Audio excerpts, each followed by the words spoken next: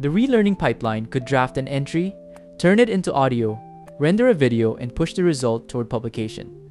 The system was no longer fragile. It had contracts, checklists, and worker boundaries.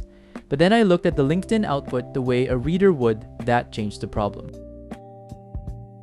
The issue was not that the videos were bad. The issue was that LinkedIn is not YouTube, and I had been treating those surfaces as if the same media object should work equally well on both. It does not. Video requires surrendering to a timeline. Slides do not. Slides let the reader pause on the point that matters. Skim faster when the point is familiar, dwell longer when the argument becomes interesting, and revisit one frame without dragging a scrubber around. That matters more than it sounds. The relearning entries are argument-shaped. They benefit from a reader controlling the pace. A slide deck preserves that rhythm better on LinkedIn than a video does. So we pivoted. YouTube keeps the video layer. LinkedIn gets a dedicated slide deck. The journal remains the canonical long-form source. Audio still belongs in the system, but on the surface where it fits best. YouTube still matters because it gives the video layer something LinkedIn cannot. A natural archive, it supports channel memory, playlists, and bingeable navigation. It supports the idea that these journal videos are part of a body of work rather than isolated social fragments. This change does not happen at the draft stage. It happens later, in the post-approval production lane. By the time the system reaches this step, the article has already been drafted and approved. That is where the new branch now lives. Render the video, generate a separate LinkedIn slide deck, review the slide deck visually, fix any clipping or pacing defects, and only then upload the finalized PDF as a document post. The slide deck is not an afterthought exported from the video. It is now a first-class deliverable inside the pipeline.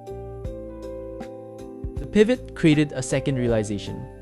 Once the system started generating dedicated slides, the next problem was visual quality.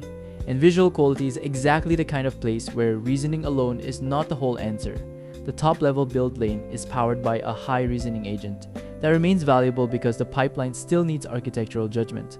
But once the system has a PDF deck in hand, there is a different question. Does this actually look right? That question is visual. The right agent should inspect the right layer of reality. The first visual pass was useful. It also was not enough. The first review surfaced design-level issues. Repetitive quote cards, a weak call to action, too little variety, and a cover slide that still felt like template output. But the second pass found the kinds of things that are easy to miss if the system congratulates itself too early. Text sitting too close to panel borders, footer content drifting into unsafe areas, watermark placement that looked partially clipped, padding asymmetries that would feel small in code but obvious in production. Those are not taste disagreements, they are quality defects, and that is why the review gate is now iterative. The content pivot and the model delegation pattern are really the same lesson viewed from two angles. In both cases, the system improved when I stopped forcing one shape to do every job. The same video should not dominate both YouTube and LinkedIn. The same model should not dominate both system reasoning and artifact-level visual inspection. The more mature pattern is specialization. That is not fragmentation. It is alignment.